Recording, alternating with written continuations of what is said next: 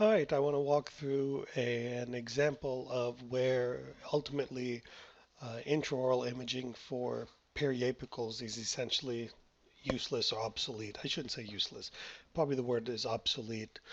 Here's a patient that came in today that was complaining of discomfort on tooth number 5.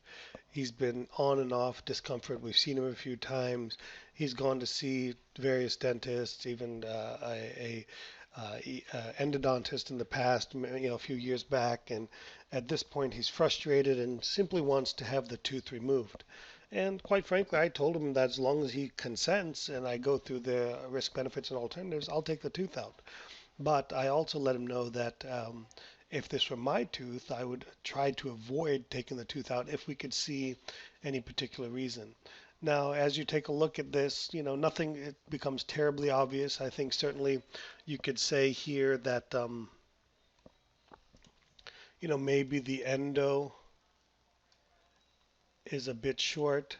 On PAs, again, I have a hard time determining exactly where their roots are, but it looks to be like that. So here we can see, we're pretty good, but here we can see we have, a little bit of space left there. Now, I'm not seeing any pus. I'm not seeing any drainage. I'm not seeing any perio pockets around the tooth.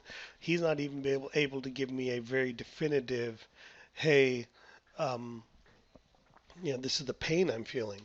So, for me, there's no point in explaining, trying to figure out what's going on.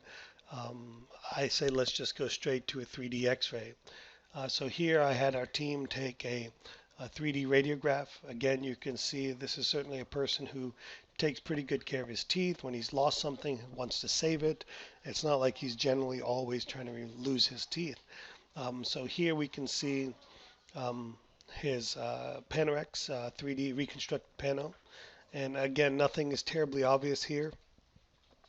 And then what I like to do is then go through on the in the 3D mode here and start slicing and dicing. In this particular case, I'm going to pay specific attention to tooth number 5. So what I do here is I simply start by double clicking tooth number 5. And now we can start to see the slices of that area.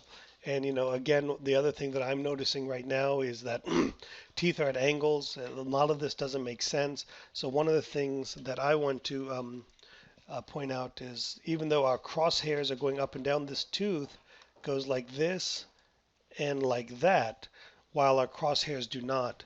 So for me, one of the things that I like to do is go ahead and change my crosshairs to better represent the angulation of the teeth, kind of like so. And now we can start seeing a lot better kind of what's going on with that tooth here. And so now what I'm starting to see is a lesion looks to be associated with the palatal root. Now, again, the patient, hey, listen, I've been to the endodontist, I've been to XYZ, I really am tired of it, I just want this tooth taken out.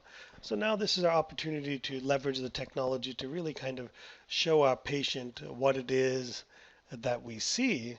And, what I'm seeing here is, a lesion, quite frankly. And more importantly, what I want to point out to my patient is that I would use some type of tool on my finger and I would draw out the end of the root here, so that we can show the patient. We can take a look and say that, hey, your root canal was done to about right here. Again, well done, well intentioned. It's not like somebody says, hey, I'm going to do this one perfectly and the other one not so perfectly. And sometimes, nerves are closed and you can't get all the way down. But ultimately, what I'm looking at here and what I want to certainly express to the patient is, look, your endo or where the filling is on the root canal ends right here. And then that's almost exactly where your lesion picks up. Okay?